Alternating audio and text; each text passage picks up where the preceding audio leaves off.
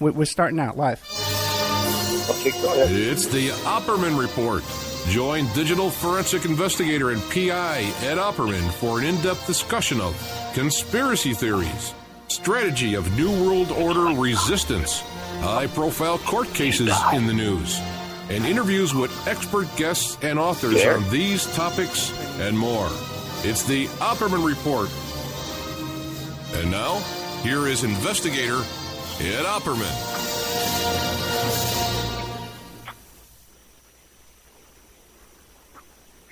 Okay, welcome to the Opperman Report. I'm your host, private investigator Ed Opperman. This show is brought to you by Audible.com. You go to audibletrial.com/Opperman Report. You sign up for free. You get yourself a free audiobook. I think you can get yourself free audiobooks for a whole month. Okay, this is one of our special pre-recorded shows that we put in the members section for members only. And then it'll go into rotation on all the stations that carry our show. It'll be on Late Night in the Midlands. It'll be on Talk Superstation. It'll be on Wolf Spirit Radio. It'll be on awakeradio.us, awakeradio.uk. It'll be over on PSN Radio. It'll be on Para X Saturday nights, 7 p.m., CBS Radio. And also to a High Point Radio on AM, FM in New York and New Jersey and Pennsylvania. We have with us today a very special guest, a return guest, a good old Hank Harrison, who's the father of Courtney Love. And I contacted Hank because the new movie just came out called Soaked in Bleach that covers this whole story about Courtney Love and the death of Kurt Cobain. And I want to get his take on it. And we were talking about Hank just the other night. I had John Potash on, and Hank's name came up as usual. Fascinating guy. Hank, are you there? I'm here. Hank, thanks so much for coming back, man. Why don't you give the audience a little brief bio about yourself, and then we'll get into all the things you want to talk about. I started out as a psychologist and went to school at San Francisco State, and I got interested in crisis intervention, and subsequently people have thought over the years that I was recruited by the CIA or something. That isn't true at all, but I was bringing people down off of bad acid trips because they were falling off of buildings in the middle 60s, 65, 66. And I started a number of small crisis intervention counseling centers, including LSD Rescue, which is the primary one, and then one in Chicago. And one started out, branched off, went to L.A., and there was one in Vancouver called Electric Kool-Aid Acid Test, and several other ones that started out and really helped people a lot when they would call in for emergency help. And I was one of the founders of that, or I was the original originator of that idea, because at the time there were no psychedelic ambulance drivers, and there were thousands of people bad tripping. So that was my first contribution, and the money I got to do that came from the Grateful Dead, because I grew up with guys in the band, Phil Lesh, the bass player, and several other people, and they never did a benefit for me, but I was always getting little grants from the National Institute of Mental Health, and this was before the internet, It right. Took off just the newspapers and stuff, and then the Haight-Ashbury thing blew up into a big balloon, and after a while, I got a little bit tired of it and turned it over to other people and got interested. So then I got interested in other stuff, and one of the things I was interested in, very fascinating, was Stonehenge. And from Stonehenge, I went into the other megalithic stones in Europe and the meaning of the sunset solstice and the sunrise and that kind of thing, the lunar connections to all that. And I got fascinated with that, and I dropped psychology, and I went around starting to learn how to write. And in the process of that, I helped to organize, it branched out into, I was doing everything all at once kind of thing. And I met a guy named Saul Walensky in Chicago, who was an organizer, and he helped me to learn how to get people together for projects and stuff. None of that was out of the CIA, though, it was just spontaneous street stuff. Okay. And so recently I've been accused of being part of the CIA. It's kind of ridiculous. Okay, right. You're right, and there's all kinds of comments. We did another long interview about a year and a half ago. We did a 2-hour interview, And in the comments, there's all kinds of accusations about you. People are even upset with me, saying that I'm not asking the right questions, that you're dodging my questions. I didn't find that. I think you're a cool guy, to be honest with you. I kind of. I'll answer. I'll say I'm not a homosexual, so right there you got me. Okay. I don't know what the heck they want, man. I'm not dodging anything. Okay, but now, as far as the CIA accusations, were you ever in the military? Were you in the service, any kind of service? I was in the Navy, and I went for what's known as the kiddie cruise, and I was a medical corpsman in the Navy for a while, and then I got out of there as soon as I could and went to college. Okay, and in the Navy, were you involved in intelligence work in the Navy? Not at all. It was medical. It was just medical, mostly waxing floors in a psychiatric ward. Okay. Now, what about during your time with the Grateful Dead and that kind of stuff? Was there ever an occasion where you were contacted to be like a government informant or a government operative in any kind of way? No, not at all. But there was a time when I came to Loggerheads with a guy named Owsley Stanley, the king of LSD guy. I didn't like him very much, and he didn't like me, and he knew I stood in his way. He had some kind of agenda that I didn't like. And I told Phil and I told Jerry I didn't like that. And I told them Owsley was delusional, and I had him typed as a kind of a paranoid schizophrenic, really. He was a functional paranoid. He's dead now, by the way, but he's left a great legacy behind because he created all this free LSD and gave it away to a lot of people that probably shouldn't have had it. What do you think his agenda was? What? What do you think his agenda was? He may well have been one of those CIA type, government implant guys. I don't know, but I didn't like him as a person. I thought he was delusional, and he was very influential over the Grateful Dead at a early period, and he gave a lot of free concerts and stuff. And one of the things where we really came to loggerheads, what I definitely disagreed with Jerry was Jerry met Huey Newton on an airplane one time coming back from somewhere, and Huey talked him into doing a benefit for the Black Panthers in Oakland. Okay. Big mistake. Jerry, give him the money. Don't do a benefit. Just hand him the money, But no, he wanted to do a whole public benefit, and the FBI got a hold of that one, and it was after that we were all being tracked. The FBI parked across the street in seersucker suits in an Oldsmobile sedan, and they were there 24/7. They were always around after that. Oh, and, the FBI was always around, you're saying? Yeah, because of Jerry doing a benefit for the Black Panthers. Okay, that makes sense. Okay. Nothing. I don't know. Him and Huey got along. What can I say? Now, on one of your websites, there's a comment there. I don't have it in front of me right now, but where someone said, "Hey, Hank Harrison looked like a CIA agent." Yeah, I did. I dressed really well, and okay. And I always was very snappy dresser. My dad was a snappy dresser. My grandfather was a snappy dresser, and I was always up to trend.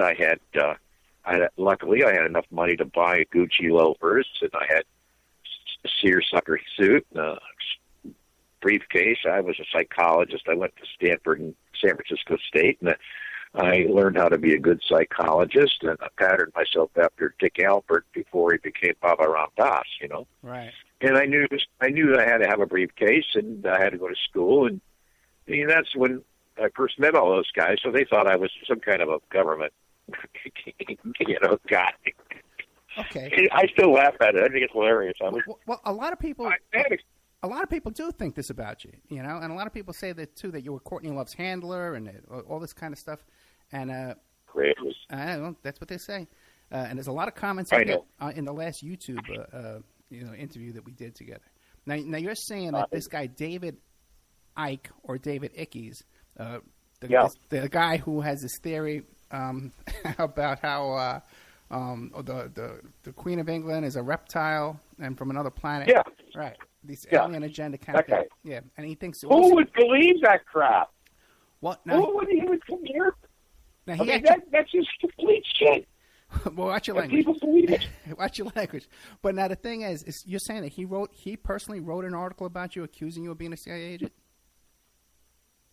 I read something that somebody on his staff or blog or Right. something did say that, and I couldn't believe it because they never interviewed me, and they just sort of thin air admitted that, me and Courtney, in fact, the truth is I had very little, after Courtney left me, I got her out of juvenile hall in, it was 1977 to 76 and 78, and then by 79 I was in Ireland. Courtney came to stay with me in Ireland. So that 4-year period there was when I was exposed to Courtney as an adult.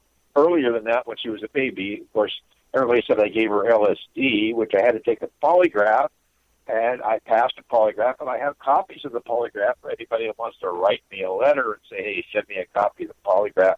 I'll send you the copy, or you can get it online. It shows the actual polygraph examiner, a very nice guy, very straight guy. Now, that guy, the polygraph guy, he did work for the CIA for a while in the San Francisco Police Department and the government. His job was to screen people that were working for the Iraqi government to see if they were loyal to the American, that kind of thing. And he went over there and did that.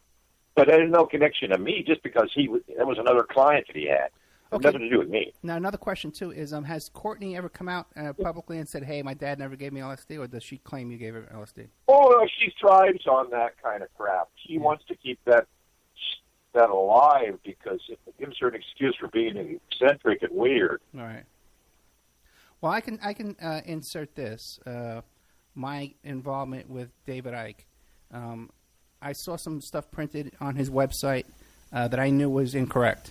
And several other people who were friends of mine and allies of the show, we contacted him and said, hey, we know for a fact this is what you're posting on here is false. And he continues to publish that information. So I could testify to that in court if I had to, that I showed him the evidence, that the people he's promoting are frauds. And so we'll just leave it at that. If it ever came to it, I could testify for Hank Harrison if I had to. Okay. If there's one thing I've learned over the years, it's the persistence of stupidity. Yeah. How persistent people can be with that kind of stuff. I mean, they just won't give up, Now, if you could come in my house and see the dirty clothes on the floor and how the dogs are playing in the backyard and that kind of stuff, and how we have a little teeny pool for the neighbor's kids, that kind of stuff, you would see that we were just normal bohemian, my wife has horses, right, type people, But you were neck deep in there with Owsley and the electric Kool-Aid acid test and all these kind of guys. Sure. And there are a lot of people putting forth the theory that these guys were some kind of government operation. What do you think about that theory? Well, I know Neil Cassie was never into that scene as far as the government goes. Okay. I know that I'm pretty sure that they were infiltrated. I can guarantee you that somewhere along the line, the Brotherhood of Light, the LSD Brotherhood, whatever you want to call it, those guys were infiltrated. I avoided them. But, to think that I personally had anything to do with that, God, no, man, that was boring for one thing. I mean, they all thought it was exciting and wonderful, and I always thought, Jesus, this is dumb. Because I had other things to do. I had, by that time, gotten bitten by the Stonehenge bug and was really on my way to figuring out what these stones really meant over in Ireland and Scotland and places like that. And I was fascinated by that to the point where I now have figured it out, but I got to get the books out before I kick the bucket, But yeah, what are you waiting for? Everybody, huh? What are you waiting for? Oh, well, for one thing, the books are finished. 2 of the books are finished, and I have another 2 or 3 to come out. But in the process of that, I stumbled across Glastonbury, and we got a friend of mine and I, a woman in Singapore who's a writer, discovered who's buried in King Arthur's grave.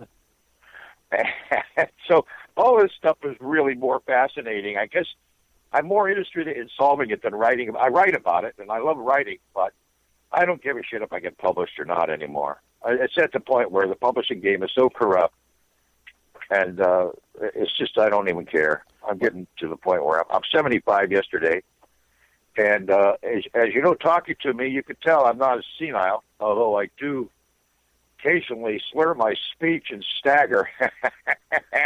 They were stupid enough to give me a driver's license for 5 more years. That, I think, is a total triumph. Well, we're going to put a bell around your neck, man. If I see you driving down the road, I'll head the other way. But let me ask you this. I'm 75. Stay out of my way. Yeah, I definitely will. Let me ask, because I can imagine. I see where my father drives. Let me ask you this, though. You know, you can self-publish nowadays on CreateSpace, and the book will be up on Amazon in 24 hours. Yeah, I really am up on CreateSpace, and I have a friend named Eckhart Gerdes back in Chicago that's been begging me to use CreateSpace to put this stuff out. And I'm really, on the 22nd, which is a couple days from now, I'm going to, I'm having a meeting with some backers that are going to give me the minimum. The thing I don't want to do is get one of these lotteries going where people like you and give you money, and it's just, I just want to go ahead, get the book published. I have a distribution channel set up. I have had for years. And I own my own publishing company, ARKIVES, Archives Press. And anybody wants to go to my archives.com, ARKIVES.com, and you can see all the books that are out there. It's just, I spend my time watching my old lady feed the horses, and we got a new pig, and she bought a pony the other day. We rescued a pony about a week ago. We do stuff like that. That's what we do. Let's get back. Let me get back to these allegations again. About you being a handler and part of MK Ultra and part of CIA. Now, what about because you're saying when you were working with these guys that you did see infiltration, you did spot guys that you felt were agents and stuff. Now, during this during this period of time, was there ever an occasion where you had like a case, like an open case with the cops, maybe some kind of an arrest or something like that, where you had to negotiate a plea deal? Me? Yeah. Me having going to jail? Yeah. No, no. There was a time when we got busted with some chick went nuts at our house, and the cops came, and but I never got arrested. Okay. Now, what about? Have you ever in your life been like voluntarily an informant for the police? Some kind of informant, or no? Okay. No, but not even with this business with the Kurt Cobain and stuff like that. You've never volunteered information to the police? No, because they didn't. First of all, they didn't ask me. Okay. But secondly, all I have is opinions. Okay. I mean, all I have is what my daughter told me, and I'm 100% sure I know who killed Cobain, and I'm 100% sure that whoever killed Cobain made a lot of money.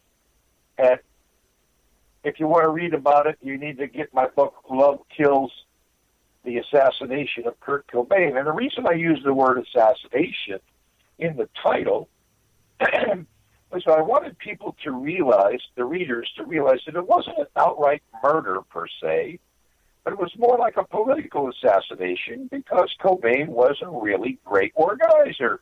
And he had a whole generation of kids eating out of his hand. And he was leading them into a kind of a lighted space, and a more enlightenment in a weird sort of way. I mean, sort of a backwards kind of approach to it. But had I been able to meet him and hang out with him, I might have actually been able to infiltrate that camp. But I'm 100% sure Cobain's group was infiltrated and was under the control of some very evil and dangerous people. That part I'm sure of. For what motivation? I saw them, I was there, and I know who they were. So I got out of there pretty quick. For what motivation? Oh, well, there's billions and millions and millions of dollars involved. So just greed? Well, that would be the... Don't say just greed. Greed is a really important motive, you know? I still can't understand why people think he killed himself, because there were at least 1,000 people or 500 people or more that got money off it. But the day Kurt died, people got money. Yeah. So, you know, I mean, it wasn't just my daughter, although she was the main recipient of the estate. There's just a whole bunch of people that were happy to see Kurt die. And incidentally, I got phone calls from deadheads and letters from deadheads saying good riddance to bad rubbish and stuff like that. They didn't like the kid. It was he didn't like the Grateful Dead. They were all offended. But, you know, there was a lot of that going on. I was a traitor to the Grateful Dead cause because I sided with Kurt. I never met the guy. My daughter wouldn't let me meet him. I tried to meet him 3 or 4 times. I talked to him on the phone a couple times, but I never got the chance to actually go and hang out with him alone because Courtney was never going to let that happen. Now, what about, I know that John Potash, he just wrote this book about drugs as a weapon against us, and he got in contact. Yeah. Yeah. I talked to him. Yeah, and I gave him your number. Oh, you're the guy. Oh, you're the guy. I'm the guy, yeah. I don't get it. I'm the kingmaker behind the scenes. I get no credit for anything. But let me ask you a question now. What did you think about his portrayal of Courtney Love? Have you read it? Well, I guess so. I mean, I haven't read the book yet because it isn't out. No, it's out. Yeah. As a matter of fact, I was just talking to him last night, and he didn't send you a copy of the book yet? No. Okay, he's gonna send you one. See, they never, you know, I'm like a mushroom, you know, kept in the dark and that shit, you know. I mean, nobody tells me anything. I hear you. I live in a obscure town south of Sacramento. We have horses. The reason I moved into the other room is because there's a tree trimmer across the street. You sound much better. Yeah, yeah, the audio sounds much better right now. So let me ask you this. I'm sorry. Now, he describes Courtney, though, as, hey, something's going on with her as far as being an agent or whatever. Some kind of, there's something there, man. Because now she was sure. There is. Yeah. No, there is. Well, but I'm not going to take the blame for it because they didn't tell me when she was a baby.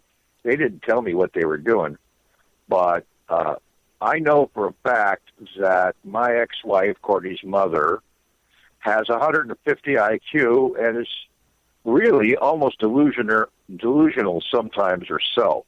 But because she's so privileged and she was born well, and because her mother, her biological mother, is a Pulitzer Prize winner and has had 2 or 3 bestsellers, she found this out way after she left me, that she wrote a book about it for Doubleday. They were saying things about her that were trying to cover up their own stupidity. And I think Linda, that is my ex-wife, Courtney's mother, made a few mistakes, and she's kind of ashamed of it now.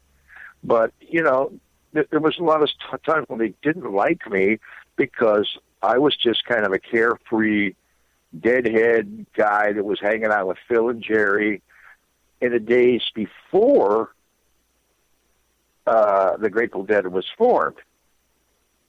Phil and I were friends from high school, from junior college, and in San Mateo. And he introduced me to Jerry early in like 62, 63, before the Dead were formed. The Warlocks were formed in 65. But let me ask you this now, because Courtney was born in 65, so you know I didn't have exposure to. But Jerry used to be Courtney's babysitter and stuff. So anyway, Linda was, just to finish the answer to your question, Linda has said stuff like, the reason we were so mean to you, Courtney, is because you remind us of Hank. And she's gone on record and said that, and I have the quote. She said it a couple times, and then Courtney repeated that in one of her journals, which she published. So, you know, let's make Hank the bad guy. Let's make Hank, when he gave her acid, he forgot to spank her. He never spanked her. I'm right, I never spanked her. So, you know, there was all this stuff about me being the bad guy. I was in a Zen monastery having a damn near close nervous breakdown at the time, you know. down in Big Sur. I took 6 months off when Martin Luther King was assassinated, and I was living in Big Sur at the time, and meditating, trying to get my head back together, you know. And I finally came out of that, and then I decided I would go on this other path to study Stonehenge and the ancient civilizations. That's how I got off it. But now, while you've had some fascinating life, man. I tell you, you've met some incredible people. But now, when you describe, okay, well, I went off to study Stonehenge. How'd you finance that? What were you doing to fund yourself? Oh, well, a couple of things. I got a grant, and my dad gave me some money, and my family had some money, and I was able. It wasn't that expensive in those days, and I wrote a book called "The Drug HEAD, Head the Drug User in America" was the master's thesis. I turned it into a book, made a little money on that, but it went out to police departments. I think a lot of times people think that because my book appeared in a lot of police departments, I was somehow working for the cops or something, but none of that was true. I mean, I was buddies with Gene Schoenfeld, you know, and I was buddies with Dick Alpert, back in Joel Fort, and people like that were bringing people down off of bad acid trips. And I was always making a little bit of money, and I was working. So I was teaching school a little bit. So there was always enough money to save up. And I married a couple of rich girls, so I was able to get enough money to go to Europe, you know. There you go. It wasn't that hard. Okay, let me ask you this. It wasn't that hard. Now, when you look at, we would start discussing that something's going on with Courtney. She's somehow been handled throughout her life, and her mother's money came from Pulitzer and from Doubleday. You know, that's suspicious money in my book. No, actually, that's true too. But no, that's her grandmother's money. Okay. Her mother's money came from Ferrari and Ricci opticians in San Francisco. And Milton Ferrari was the salesman, and Jack Ricci was the lens grinder. And they made money during the Second World War by doing all the glasses. They had a franchise to do most of the glasses for the GIs and the Navy guys that were being shipped out to the Pacific Theater. I mean, they went all over the Pacific Theater. They did lenses, and they had a big operation. And they took that money after the Second World War, and they invested it in a chain of optical dispensing stores called Ferrari and Ricci in San Francisco. And they bought Wooster Opticians on Union Square, too. You can check all this. Okay. And they put their money in stock, and one of the stocks they bought was Bosch and Lohm, and they bought stock in one of satellites, first ComSat satellite stock. They bought gold bullion, they bought gold shares, and things like that. I know that they were living pretty high off the hog when Linda and I first met, and they invited me to come and join the I guess I made a big mistake. They wanted me to join the some of these men's clubs in San Francisco are pretty suspicious. You know, I don't know what the hell is going on with those guys. I could have been a Shriner when I could have been, you know, a Freemason. Yeah. I just rejected all that. I didn't want to do any of that stuff. My dad was a Freemason. So, yeah, I had the chance to do all that stuff, but I never did. Yeah, I was invited to that, too, yeah. So I know who I'm talking to now, and if I say anything more detailed, you're going to somebody in your audience is going to come out and say, "Hey man, you said it was and I'm going, no wait, that's not. I didn't do any of that. I just had a chance to do it. I know you were a flying saucer guy. I know, you know. And so I have to be very careful, man. I have a very mundane, very stupid life, and I pretty much had that to keep me calmed down because actually I've had a pretty exciting life, and I've met a lot of very exciting people, and I've been counseling a lot. One of my functions as a shrink was to counsel people, right? Yeah. So I'm not ethically allowed to say to you who I was counseling. Okay, I have those same Got it? limitations. Yeah, I'm a private investigator. I have those same limitations. I'm not allowed to discuss clients, or even if someone is a client or was a client. And There you go. And again, too, I was approached by both the Church of Scientology and the Freemasons to join both organizations way back 1989. Like 1989, around that time, at a very critical point in my life, too, when it was a low point in my life when they kind of sought me out and said, hey, come with us. And I turned it down as well. Yeah. Now, let me ask you a question. So that's why I'm saying to you, I'm glad we're having this clarification. Yeah. I'm glad we're having this conversation to clarify, because I'm ethically bound to not divulge who I was helping counseling. But, I never did have an actual psychological license. I never passed the state of California test. But I think I'm still ethically bound to, because I did help people, and I helped a lot of people, And I brought a lot of people down off of bad acid trips, and I learned a lot about crisis intervention counseling. And I'll brag a little bit from the saying that I invented some crisis intervention techniques. But for me to come out and tell you who I actually was shrinking and who was my failures and who were my successes, all you got to do is look at the history of some of the rock bands in San Francisco, and you can see where I came from, So that's the end of that. I'm not going to talk about that anymore. Okay. But that's, figure it out. Now, let's get back to anybody with a brain. That's it. Well, anybody with a brain, that rules out half my audience, okay? Well, let me ask you this, man. Sorry. No, that's it. No, my audience is great. I have brilliant people, and I love them. Let me ask you this now, because we were getting into the whole thing about how Courtney does appear to be some kind of operative. And someone that was picked very young, and put through grooming and stuff like that, different cults. There's even some speculation she was down there at the Presidio. I know she was at the Presidio Middle School because I know someone who saw her there. Now, there's some theory now that perhaps she was at the Presidio Daycare Center as well. I don't know, but I'm sure that they did stuff with her when I wasn't around because they didn't want to let me meet her, hang out with her anymore. And there was a certain kind of involvement with the Catholic Church too. I always wondered about that myself, right? Because she would go out. What they would say was they didn't want me to visit with her anymore because every time I took her out for a visit, she'd want to stay with me and not come home. And so what they were saying was, I must have given her some bad drugs, or I must have shrunk her head or done something. The truth is, it was the other way around. I think that once they moved to Oregon and took off, and they disappeared, and I couldn't find out where they were. They moved up to Oregon, I found out later. She was known to have had all kinds of wacky practices with all kinds of strange inner circle, I call est holes, and that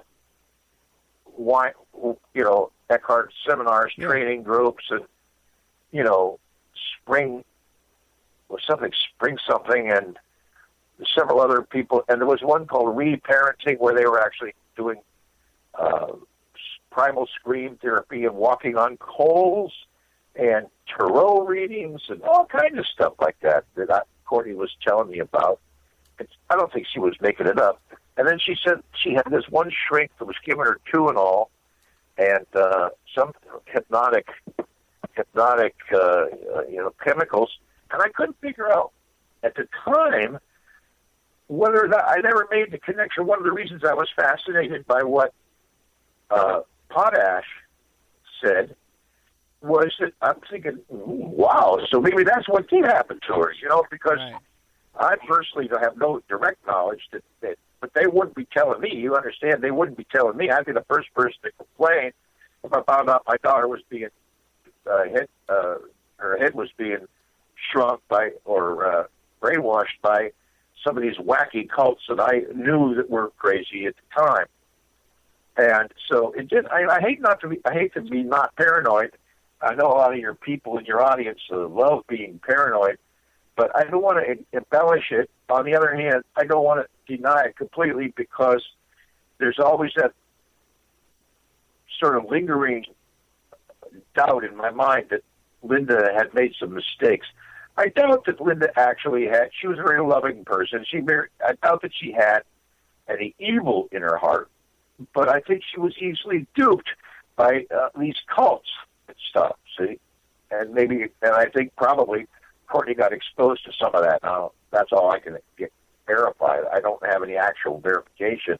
However, they put her in this place out in Oregon called the Hillcrest School, and she was in there for quite some time, 2 or 3 years, from the time she was about 12 or 13 to the time she was about, well, I got her out when she was 16, 15 and a half. So, while she was in there, who knows what happened to her. Right. Now, I just contacted you recently because Courtney's name turned up on the flight manifest of this character, Jeffrey Epstein. Are you familiar with the Jeffrey Epstein case? No. Okay, Jeffrey Epstein is a Palm Beach billionaire actually. He owns yes. Right, and he owns that mansion in Palm Beach. He owns a private island in the Virgin Islands. He owns a ranch out in New Mexico and owns the biggest town. Right. Yeah, she was running with a crowd that connected to David Geffen. Right. And David Geffen and Epstein knew each other. That's right. There's a connection in that. She told me that she could get David Geffen to do anything she wanted. And I laughed at her because I met Geffen back in the day when I was hanging with her dad back in New York. And David Crosby told me many, many times that David Geffen is the devil incarnate, And I said, why do you say that, David? And then I met David Geffen once or twice at the Navarro Hotel in New York. And Geffen was having a temper tantrum. And then I found out later that he was well known for having temper tantrums.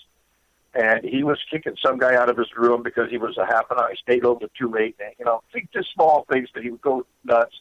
And then years and years and years later, I found out he was hanging out with Yoko Ono and John Lennon, and then Lennon died too. So there's always connect. I mean, you can make any connection you want. But I never liked Geffen, and I thought Geffen was a very dangerous character. And then my daughter saying things to me like, I can get David Geffen to do anything I want. Going, wow, that's heavy. I wonder if she means it. And then Kurt died, and I said, oh, my God.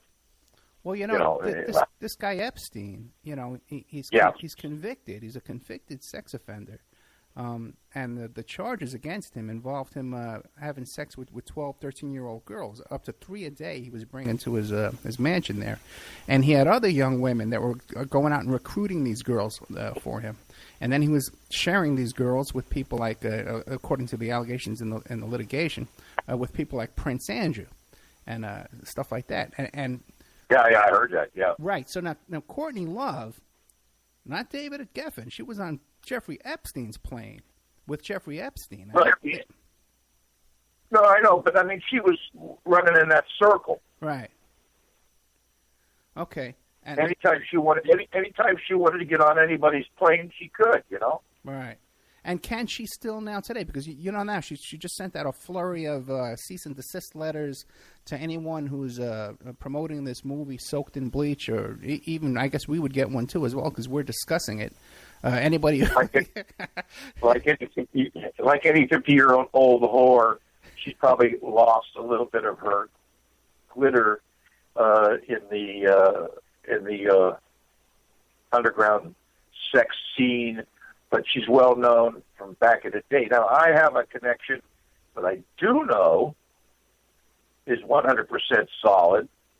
I'm not sure I should mention it on your show, but it's a major electronics corporation founder who was also in the government, who had a list, and Courtney had a Madam Guru girlfriend who was the head of his list.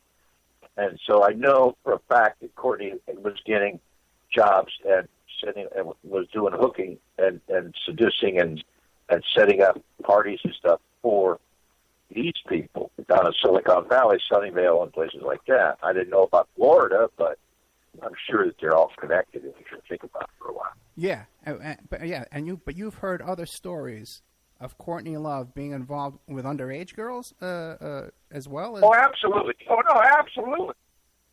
Sure, buddies of hers that were. Yeah. Okay. But now absolutely. How can it be? She does get busted for little stuff, little drug, tantrums and stuff like that. But how is it she's able to get away with all this?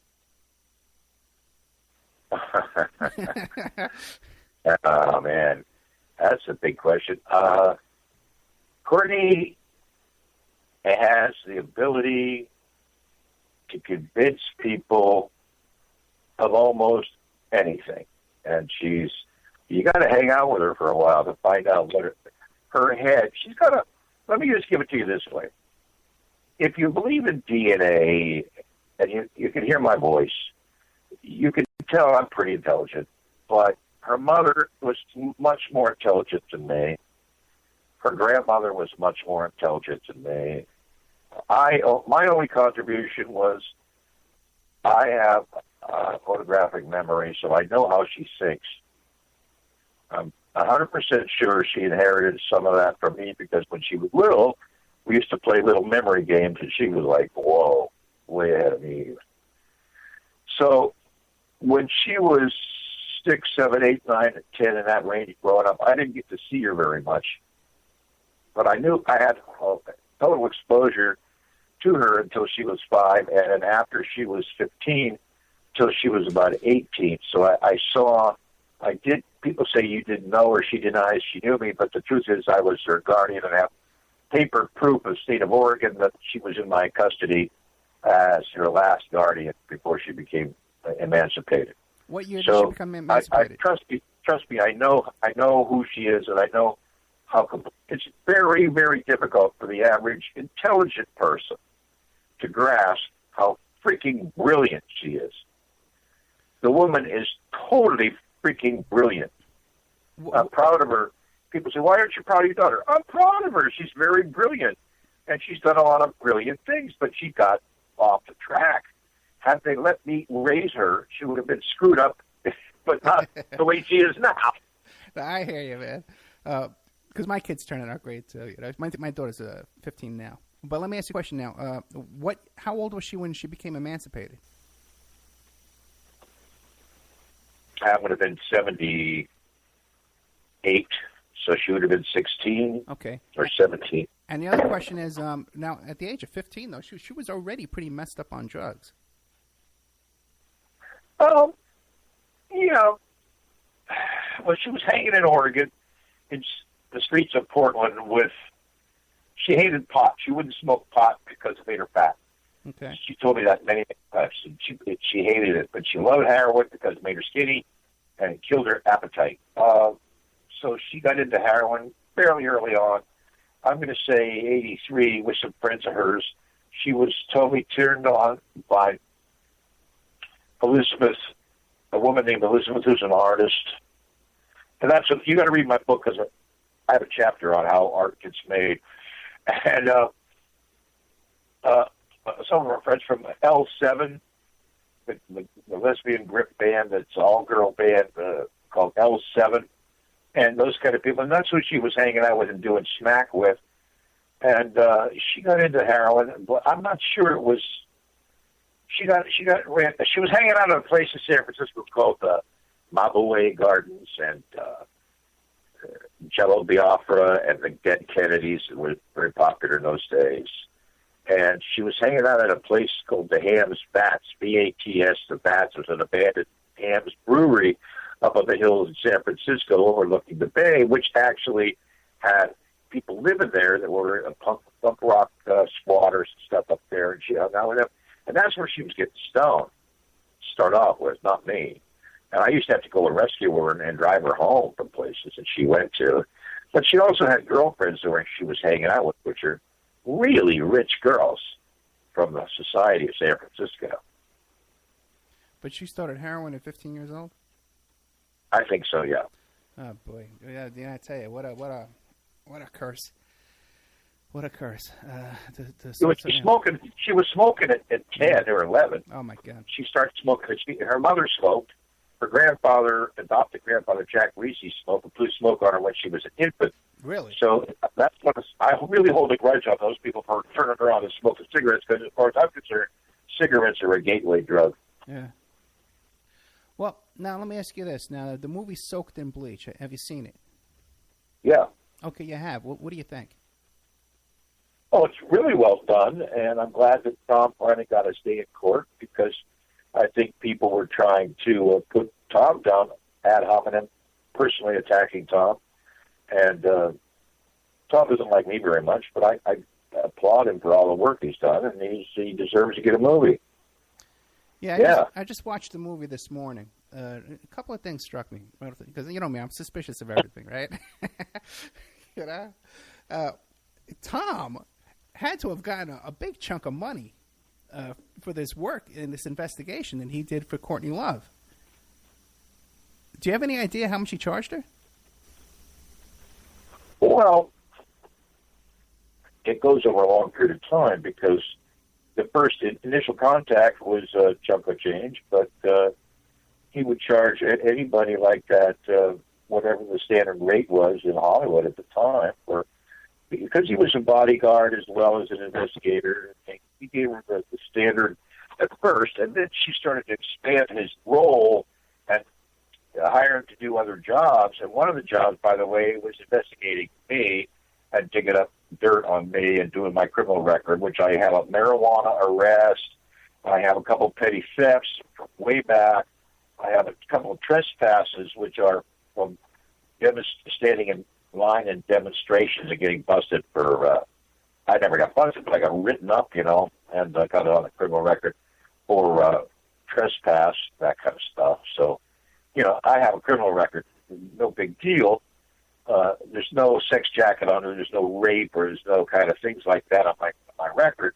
It's all just like a couple of marijuana busts, really. What year were the marijuana busts? What year were the marijuana busts? What? Marijuana? Yeah, what year? My first bust was 62. 61, 62. In San Jose, I got busted for seeds and stems. I actually had to do 90 days, and I did 60 days. It got cut loose, and I did probation, you know, but it did interfere with me finishing my college degrees. So I was able to keep going.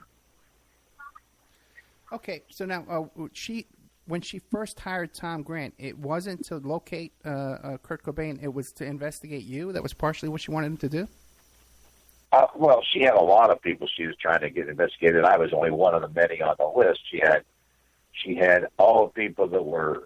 She had a revenge list, you know, of several people, including Chris Novoselic, who was in Nirvana, and the various people around town up in Seattle, and she also had like lists of people in L.A. she wanted Tom to look into, and then she had jobs that she wanted Tom to do, including tap phones and listen in on people's conversations to get dirt on them so that she could say I was. For example, she caught me in a conversation with a guy where she thought I said that I was something that would have made me look like I was anti-Semitic. Right. And I'm not anti-Semitic. I'm a Kabbalist. I've been studying Judaism for as long as I've studied any religion, and I have no hatred. In fact, nothing but great respect and love for especially the Jewish people that helped me personally by the droves. And the old friends of mine that I grew up with were Jewish, and anybody that says I'm an anti-Semite is an idiot.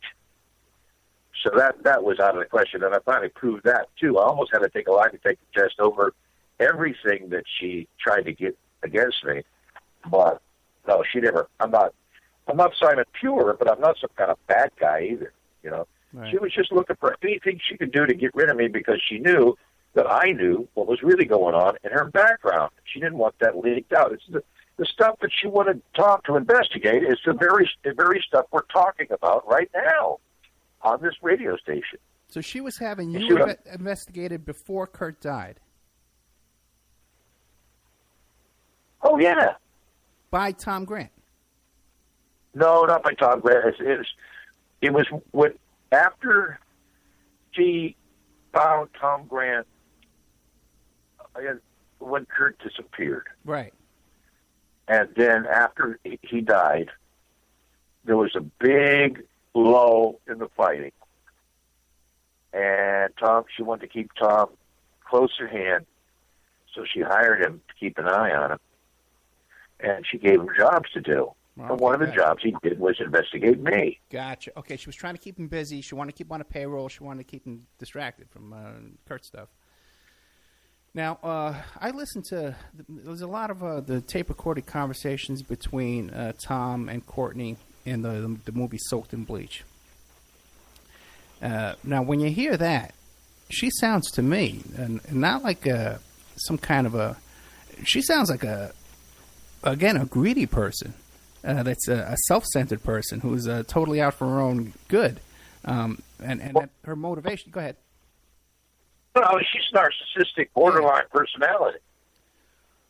So then how does that jive with these other theories about how she's giving away free LSD and traveling with 10,000 hits of LSD and some other kind of motivation behind her activities? First of all, you're comparing apples and oranges. Okay. 1978, 79, and 80, she was only 16 and 17 and 18, right? Okay. And was still naive. She was still uninformed. All she had going for her was she had some money that her mother gave her, which she was blowing through. She made a deal with her mother where her mother would provide her estate from their estate. I have it on tape. I went to juvenile hall and I interviewed her and I said, "What happened to all the money?" She said, "There is no money." And I said, "Well, what are you talking about? There's all kinds of money." She said, "There's no money. Mommy said there was no more money." And I said, "Oh, there's money. Trust me." She said, "Prove it." I don't believe it. So here's where I made my mistake, and I got to admit this to the world because this was a giant mistake. I wanted a lot of revenge because I was hurt. So I said, "Here's what to do, Courtney. Come on down to San Francisco." I got permission from the whole state of Oregon. I got her on an airplane, private plane, flew her down to San Francisco, let her go, and I took her over to about a month before I got her back to come down to visit me. I ran into an old deadhead friend of mine who happens to be, just coincidentally, one of Linda's estate coordinators at the Wells Fargo Bank in San Francisco, standing in an ice cream line in San Francisco. And she says, "How's Courtney doing?" I says, "I don't know, man. I have to go up and see her in Oregon pretty soon." She says, "She's got a lot of money." I said, "I heard that, but I also heard the money was all gone." She said, No, it's all there. Don't worry, there's a lot there." And I said, "Well, I was told she didn't have any money anymore." "So she's got a lot." So I said, "Well, would you be willing to meet with Courtney if I brought her down?" She said, "Sure." So I took her to Wells Fargo after I got her down in San Francisco, and I trotted her in there. And here's where I made my mistake, because she went in, and she had a half an hour to an hour meeting with this woman. And when she came out of there, her eyes were the size of watermelons. And she said, "Holy cow, I am rich, huh?" Wow. I said, "Yeah, you are." And Linda had been lying to her the whole time. And apparently this woman, I have her name written down. I don't want to divulge it, but this woman had showed her point after point, stock after stock, how much was in there. The last I heard, this was 1976, that the money was originally invested in 1965 or before, was in the $3.2 million range. Now, if you add that up and extrapolate that for modern, adjustments, you're looking at 7, 10, 12 million, who knows? Right. So it was Bosch and Lone stock, gold stock, and the satellite, com satellite stock, and ComSat, and things like that. She had real estate in Oregon, which I didn't know about. I found out about.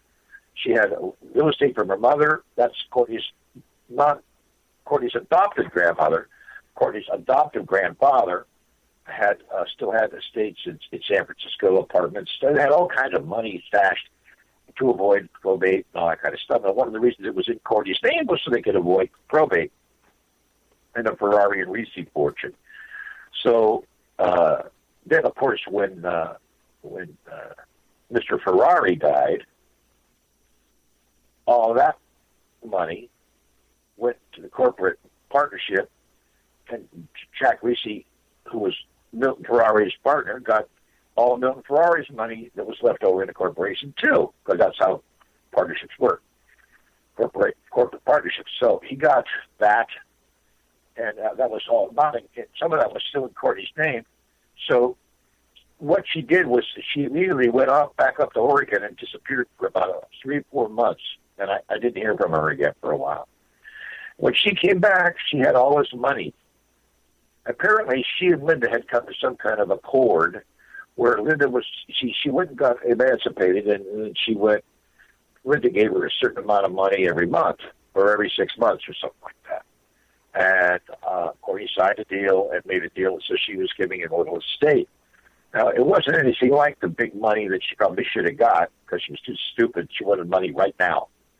So instead of, holding on to a couple of years until she was 22 and 24 and getting the big money, she decided she'd take a little bill. She was out there going, buying couture dresses and hot clothes and dancing and going out. She flew the SST to London a couple of times. I'm telling you the truth, man. She was spending big money, first class.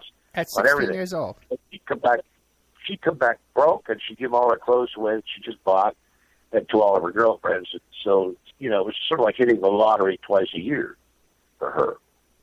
So this is one of my mistakes, because after that I had no control over her. I had no way of finding her, no way of...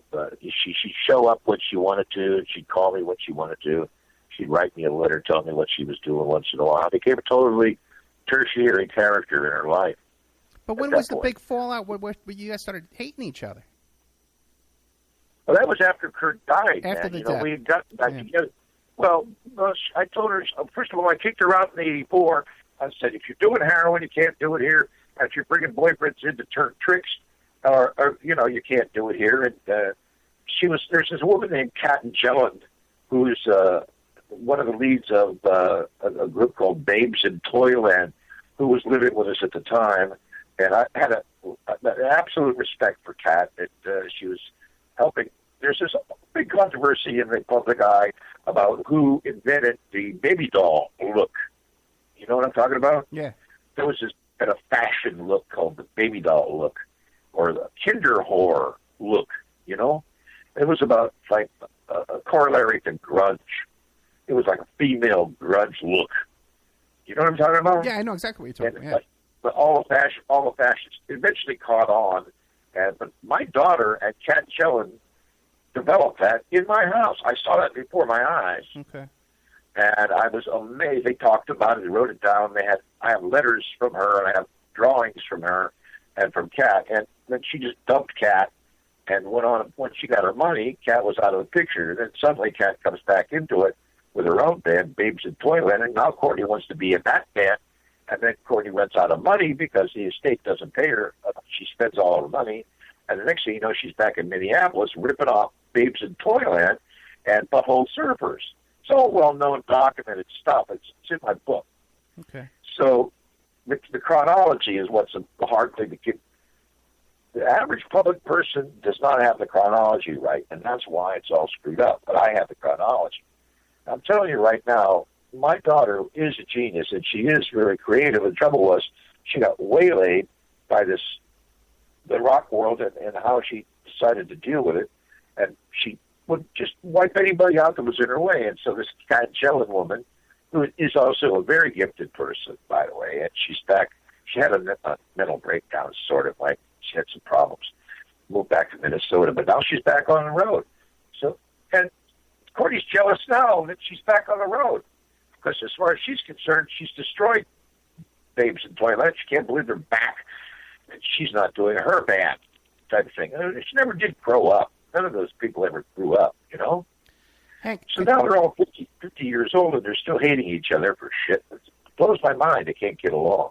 Hank, can I ask you a question? I was just chatting with John Potash, the author of Drugs as a Weapon Against Us, and he'd like to call in and ask you a couple of questions. Would that be okay?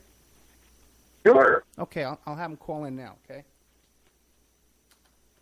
But now, you're saying that he's going to be calling in a second, but now you're saying that she would run out of money from the trust fund, and then she would start turning tricks. Yeah. Yeah. Precisely. But also, too, occasionally she'd be acting as a madam as well and procuring girls for parties and stuff. girls and boys. And boys. Yeah. How would she have access to these kids? Well, when I say boys, I mean 14, 15-year-old young, good-looking guys. Yeah. That were gay. You know, gay boys, you know? Okay, we're adding John to the group here.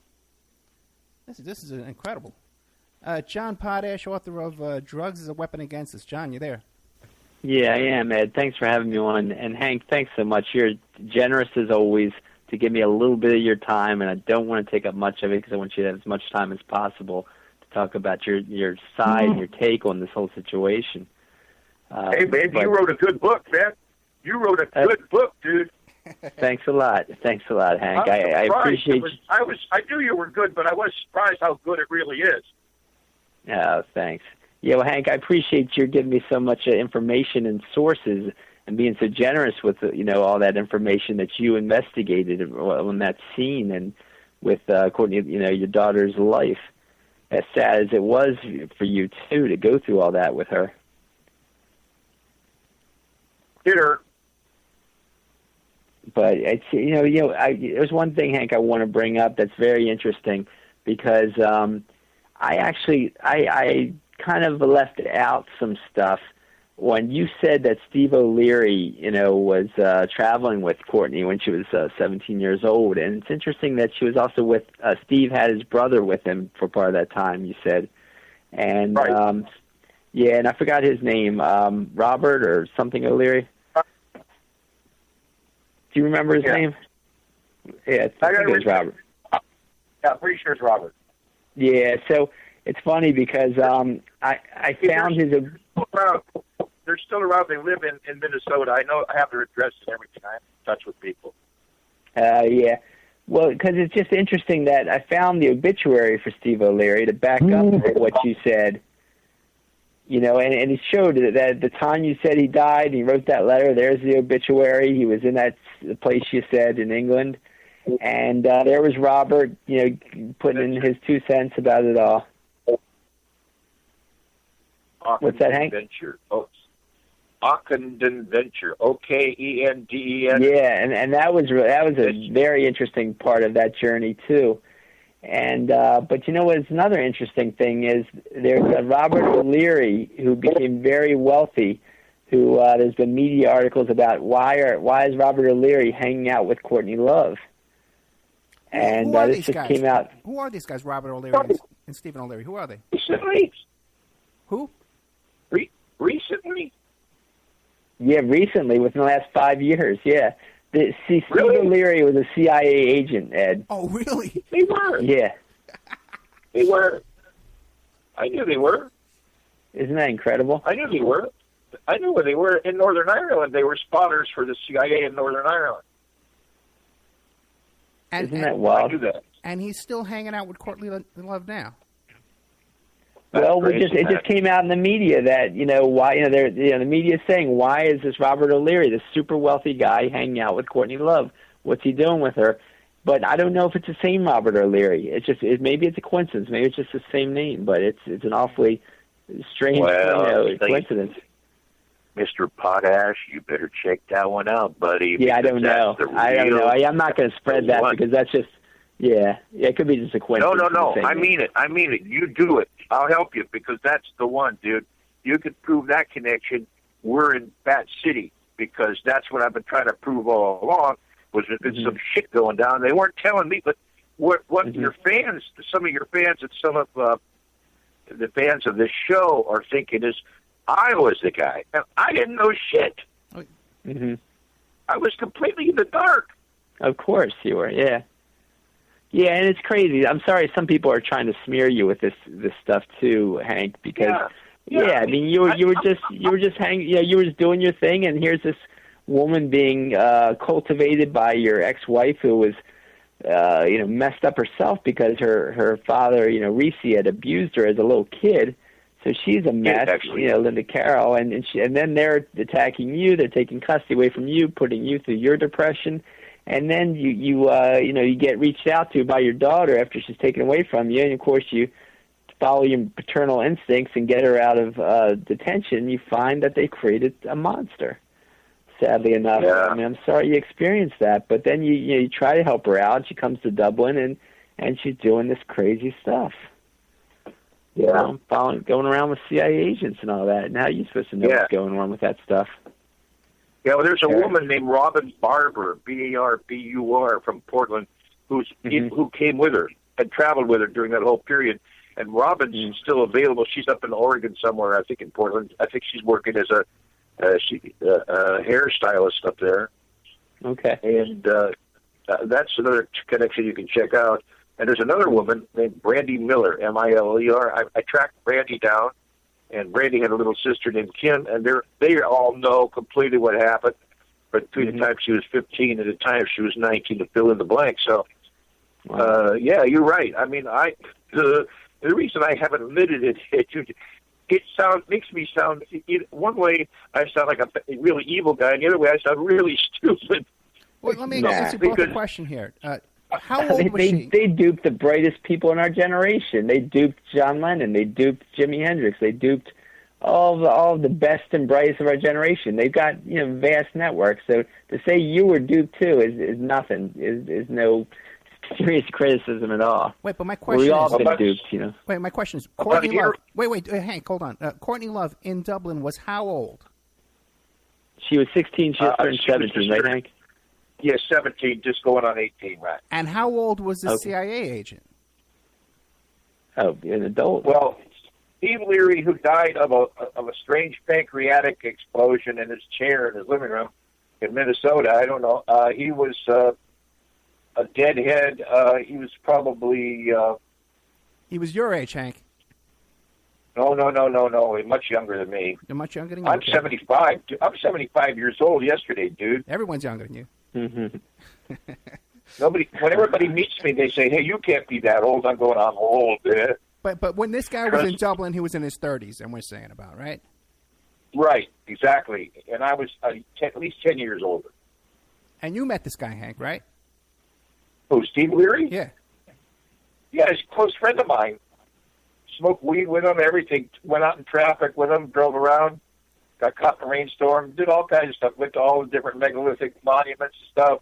Went up to his house in Carrigart in Northern Ireland, and went to his house in Belfast, and met his girlfriend. So the whole thing, I knew the whole family. Okay, and he was openly told you that he worked for the CIA. Later, he didn't at that time, no, but it was obvious. But at the time, he did not verbally tell me that because he was under oath not to tell me, of course. But later on, after he retired, he told me and wrote me a letter, and I have the letter. Okay, I good. have several letters. Hey, send us the letter. Hey, now also let me ask you this. What was his function for the CIA? Well, he was a spotter. He was a station observer. He was out there planting trees. There was a couple covers they gave me. He went back for a couple of different trips, and one of the reasons he was there was to plant trees and set up a youth group and run the youth, youth authority type of thing. So they would have billiard tables and swimming pools and things like that. On the other hand, he was busy reporting back to Dublin, to the American Embassy in Dublin. And I think once a month or so, we'd go down to Dublin from Belfast on the train, which is a 3-hour round trip. And he'd pop into the American Embassy and give us a little report. And I didn't know what the hell he was doing, but I figured he had to be doing something, because what the hell was he doing there? He was getting money, he was getting paid. So I figured it was something to do with the American government. I thought it was some kind of lend-lease policy program for youth. Sounds like, how stupid could you be, Harrison, you dumbass? How are you supposed to know these things? I'm looking back on it thinking, man, you're a dumbass. But I'm not sure that even if I knew, I would do anything differently, because I didn't see them as evil or doing anything wrong, really. There's a big riot going on. There's a war going on over there. And they were just keeping an eye on American interests to make sure that I guess they were worried about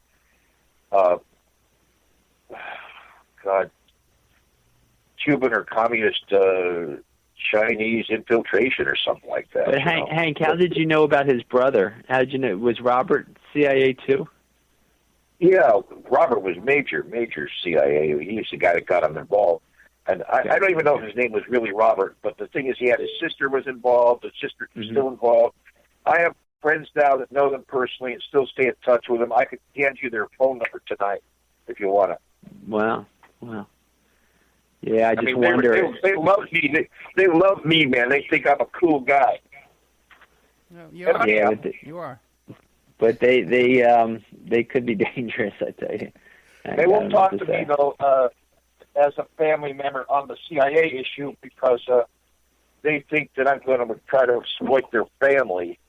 And also, Steve. Here's another thing.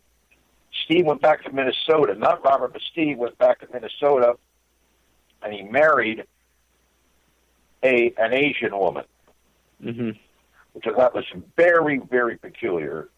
And she was very eager to get her hands on Steve's money. And then there was some kind of weird deal where he had a pancreatic attack, or pancreatic cancer, and died in a really sudden attack. Yeah. And after that, they didn't talk about it. I went to the funeral.